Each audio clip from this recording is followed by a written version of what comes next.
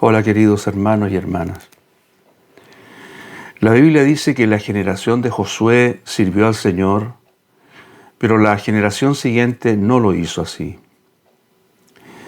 La generación de Josué dice en el libro de Jueces capítulo 2 versículo 10: ellos habían visto todas las grandes obras de Jehová que él había hecho por Israel.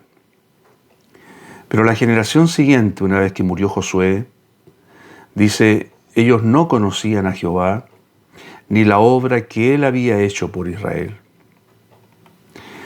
La historia humana está hecha de generaciones, algunas buenas, otras no tanto. El Señor mismo de su propia generación dijo que era una generación mala y adúltera, porque no fueron capaces de reconocer las señales de los tiempos y se opusieron a Dios y rechazaron a su Hijo.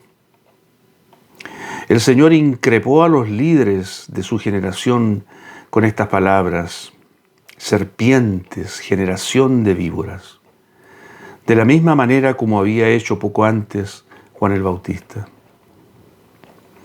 Se trataba de una generación endurecida por siglos de religiosidad externa y por un conocimiento teológico sin vida.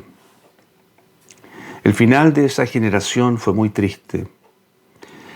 Ahí estuvo la crucifixión del Señor y la destrucción posterior de la nación y la diáspora definitiva de los judíos por todo el mundo. En algunos países como el nuestro, estamos viviendo el tránsito de una generación a otra generación, espiritualmente hablando. Una generación nueva que está asomando sobre los vestigios de una generación anterior. Hay una generación que termina y la otra que emerge. Hagamos un poco de historia. Por allá por los años 60 y 70 comenzó un mover bastante profundo y glorioso, hace poco más de 50 años, y que abarcó prácticamente a todo el continente americano. Hubo un despertar glorioso en el mundo evangélico más tradicional y también en algunos ambientes no tradicionales. Dios levantó hombres con una visión renovada que trajeron nuevos aires en la escena religiosa y sus frutos perduran hasta el día de hoy. Ellos buscaron al Señor intensamente y Dios les abrió el entendimiento para conocer. Ellos sin duda conocían a Dios y su propósito, sus caminos para esa época. Verdades como el reino de Dios, el señorío de Cristo, como la iglesia, como cuerpo, fueron aclaradas y enfatizadas con gran fuerza. Pero estas mismas verdades, tan amadas y fructíferas en su tiempo, se están muriendo en la actualidad. Se han convertido en verdaderos fósiles espirituales, sostenidas con la fragilidad de la memoria y la tradición y la rutina. La hermosa flor de otro tiempo está marchita y sus hojas se están cayendo. Esta flor se está muriendo oprimida por los ambientes secos y ritualistas, asfixiada por los sistemas humanos y liderazgos autoritarios. Gran parte de este mover se está muriendo por causa de quienes no supieron administrarlo, o por causa de los personalismos, o por causa de la liviandad moral de algunos de sus líderes.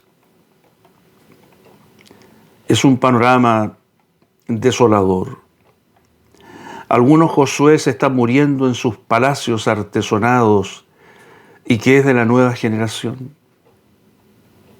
¿Dónde está la generación nueva que emerge? La nueva visión capaz de despertar los corazones y reunirlos en un proyecto común. ¿Dónde está? Hace poco más de 50 años, muchos jóvenes dejaban de lado sus intereses personales para buscar al Señor.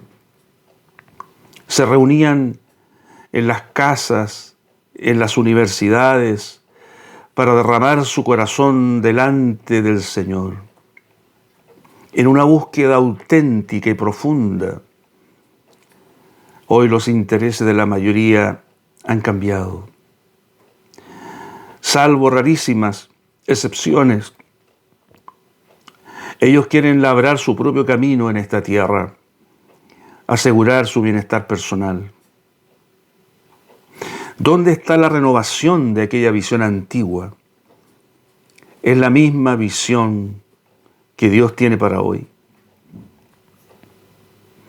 Cualquier visión, toda visión de Dios, parte de un hecho supremo e imprescindible: el conocimiento de Dios y de su propósito.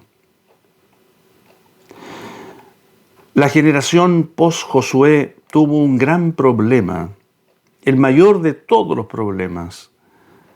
No conocían a Dios ni los caminos de Dios. Y conocer a Dios implica conocer su propósito, su querer, el deseo de su corazón y la forma como Él obra, como Él actúa. El resultado de ese desconocimiento de Dios lo vemos en el libro de los Jueces. Ambientes caóticos, un pueblo lejos, confundido, oprimido por sus enemigos. El último versículo del libro de los Jueces resume muy bien todo ese periodo. Dice: en estos días no había rey en Israel. Cada uno hacía lo que bien le parecía. Este fue tal vez el periodo más oscuro de la vida de Israel.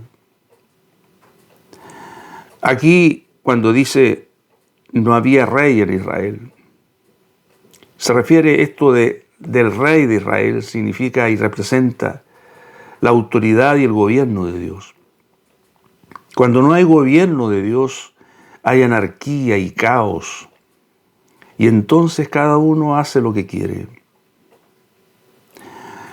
Esta generación de los jueces es la generación posterior a la de Josué. Y hablando en términos nuestros, la generación de Josué, siendo anterior a la de los jueces, es una generación todavía relativamente lejana, pero la de los jueces está ahora, es inmediata, está cercana a nosotros, y es la generación que está más cerca de la venida del Señor. ¿No debiera esto preocuparnos? ¿Cómo nos encontrará el Señor? ¿Nos encontrará viviendo de los recuerdos de glorias pasadas y escaseando de una gloria presente? La generación de los jueces no conoció a Dios ni los caminos de Dios. Por tanto, ellos no pudieron escribir su propia historia con Dios. En realidad, no tuvieron ninguna historia que contar, salvo intervenciones esporádicas de Dios en respuesta solo a su misericordia. El conocimiento de Dios y de sus caminos te empuja a abrir nuevos cauces para que fluya el Espíritu de Dios. Cada generación tiene que beber de Dios lo suficiente para abrir su propio cauce. Los nuevos ríos de Dios tienen que reemplazar a los viejos ríos.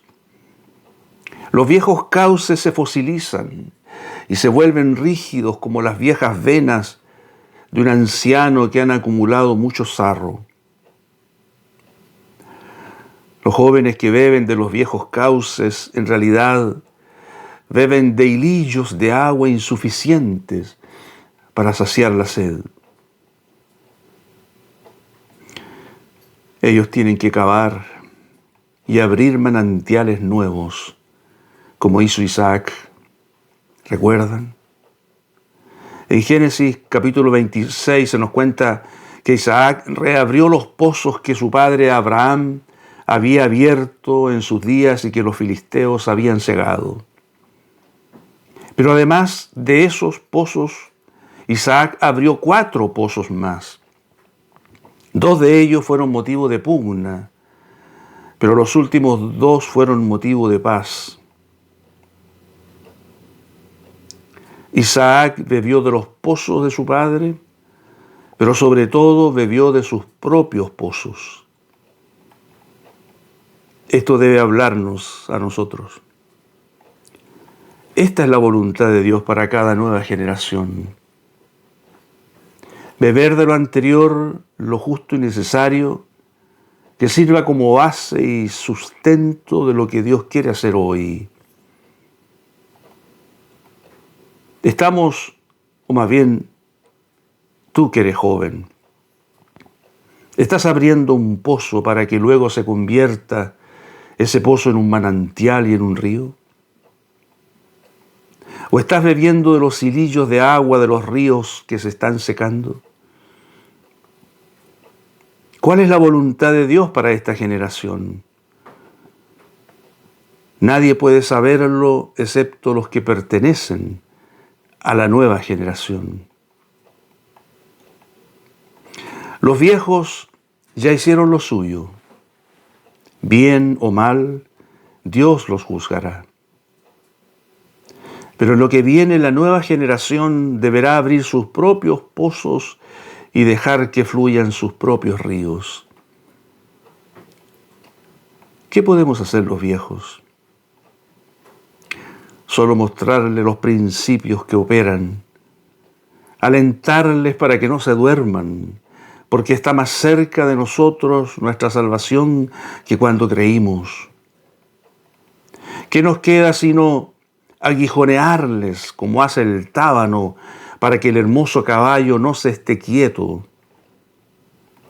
Orar como hizo Ezequiel sobre el valle de los huesos secos para que cobre vida y se levante un ejército espiritual grande en extremo.